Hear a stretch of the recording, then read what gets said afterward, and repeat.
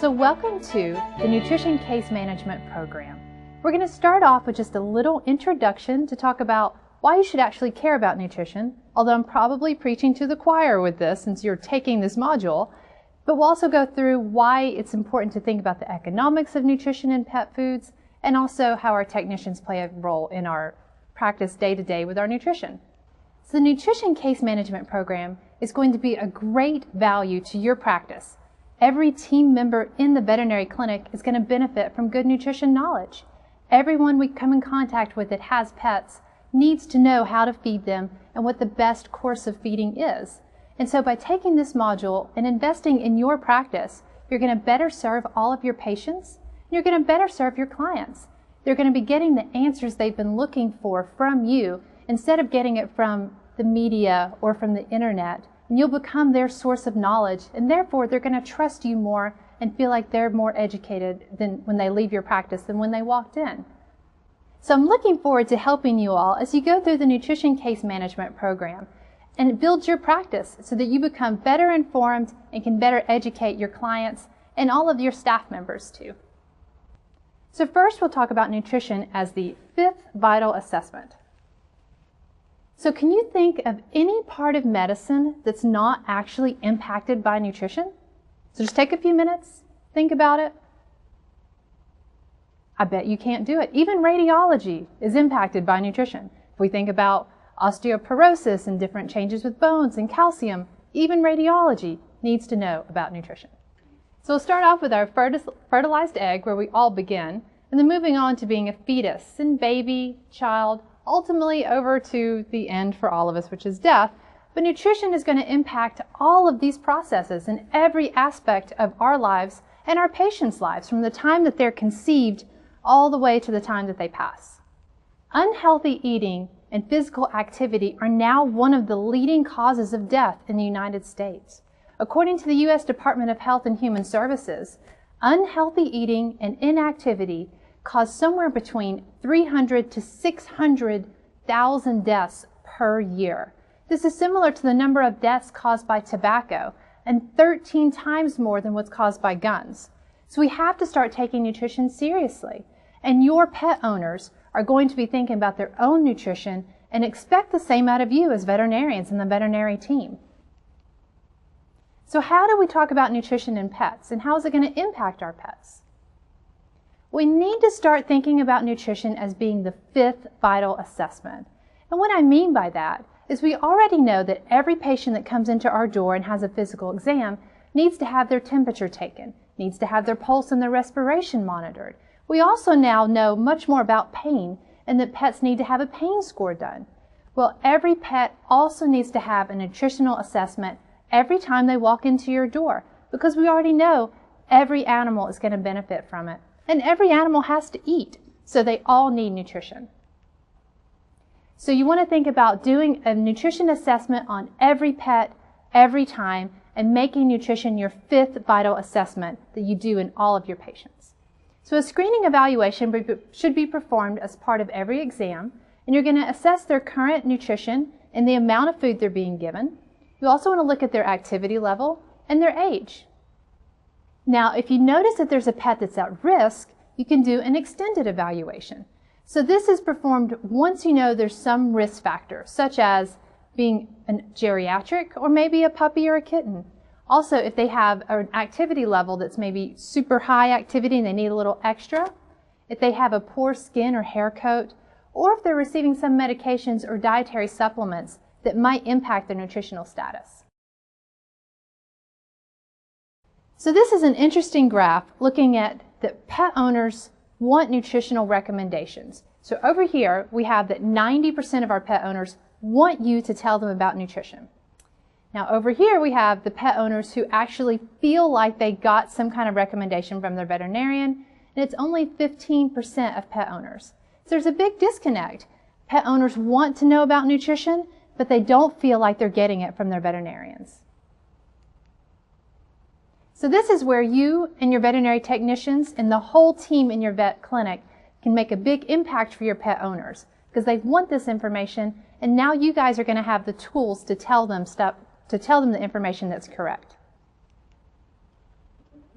So now for a minute, let's talk about some of the economics of nutrition in practice. So pet foods in the pet industry is very big business. If we look at the pet industry, pet spending in 2014 is estimated to be almost $60 billion. That is more than the GDP of Aruba, Belize, the British Virgin Islands, and Grenada combined together. So the pet industry is more than a lot of Caribbean nations all pulled together.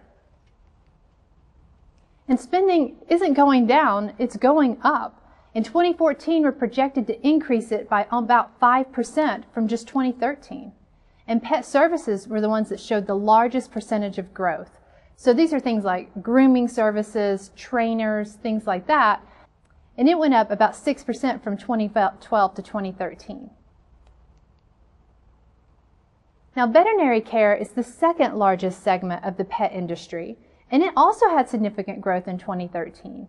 And it had about $14 billion in spending. So it's second only to food as the highest spending category.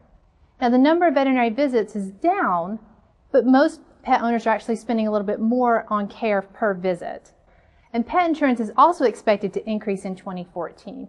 It's estimated to grow from $650 million to up to $870 million by 2015. And of course, we all know that pet food is a big business, and pet food sales are expected to reach an all-time high in 2014 with $22 million in estimated spending. And pet food consistently goes up and up and up every year with a growth rate of around 4 to 5%. And so it remains the highest spending segment for the pet industry. So why is it increasing so much? Well, part of it is that our economy is finally starting to recover, so this is good. Also, our pet owners are typically humanizing our pets more, and our human-animal bond keeps growing stronger and stronger, and more pet owners feel like their dogs and cats are part of the family and want to feed them the best way that they possibly can. And so this is all going to cause a positive increase in spending as we start to kind of think more of our pets as part of the family.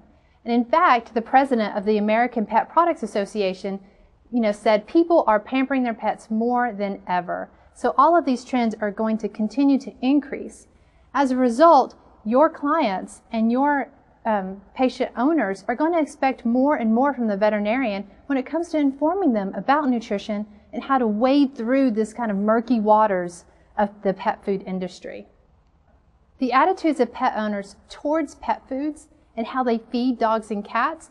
There was an article in the Journal of the American Veterinary Medical Association that showed that most pet owners want to provide their pets with the very best care possible. And they trust veterinarians to give them sound advice. So we need to be able to give them sound advice. If they want it from us, they trust us, they think we know what we're talking about, it's really important that we actually do. So, where do pet owners get advice about nutrition? And if it doesn't come from the veterinarian's office, where's it going to come from? Well, it may come from their friends. So, say they're a first-time pet owner and they get a new dog. Who are they going to ask? They may ask their neighbor across the street who has a dog. What do you feed your pet? They may also use the internet. So, there's a lot of good information on the internet, but we also know there's a lot of really bad information on the internet. So it would be much better if a pet owner comes with their new animal to your vet's office and you give them a recommendation instead of having them rely on what they find on the internet. They may also get information from their breeders. And some dog breeders and cat breeders know a lot about nutrition and give very sound advice, and then others give very, very poor advice. And so again, we want them to be getting this information from you and the veterinary team. And then finally, they may get their information from the pet food employee. And we probably know some pet food employees are probably very well educated about nutrition, but a lot of times they also have a lot of misperceptions and a lot of myths that they perpetuate. Now we're going to talk about the role of the technician in the nutrition practice. So technicians are vital for communication with our clients. And they're often the first line of communication for pet owners. So they can answer questions about diet before an exam begins. So as your technician goes into an exam room with a patient and the pet owner's in there with the dog or the cat, your technician can start to ask them, what food do you feed? How much do you feed? What's the form of the food that you feed? So you know if it's canned or dry. And they can really start to take the diet history in the beginning. And a lot of times technicians are less intimidating to pet owners than veterinarians are. So they might be more likely to tell the technician, well, I feed him this, but I also give him a few treats here and there. So you might get a little more information with your technician because the pet owner may be a little more relaxed with them and feel less like they're doing something wrong if they tell them that they're giving treats or some other foods. So there's several ways you can integrate the technician into nutrition programs. They can help pet owners choose foods that are for their healthy pets. They can also educate owners about the need for therapeutic diets in sick patients. So if you have that dog that has chronic kidney disease, the technician can go in and actually explain to the owner why they need this kidney diet and why it's important and why it's going to impact their quality of life. Technicians can also calculate the energy needs of patients and help with food intake calculations. And also technicians are critical for obesity management programs. So the biggest part of a successful weight loss program is going to be rechecks and follow-up and communication with clients. And technicians are vital for this. So they can perform the weight rechecks and calculate rates of weight loss. They can also help provide motivation to owners through phone calls, reminders, and also brag boards. So if a dog does really great on their weight loss for their weight recheck, you can put it up on a board and make the owner feel like they've really accomplished something great. There is a specialty board for technicians who are really interested in nutrition, and it's run through the American Academy of Veterinary Nutrition Technicians. And I just had to put the pictures up here of my two technicians that I work with every day. There's Ashley Cox, and she's not boarded yet by the American Academy of Veterinary Nutrition, but she's working on it. And then we have Tammy Moyers, my other technician, and she is boarded. So this is something that if you are a technician taking this module and you want to start thinking about becoming a specialist in veterinary nutrition, I encourage you to do that, and this is going to be a growing field that I think you'll get a lot of value from.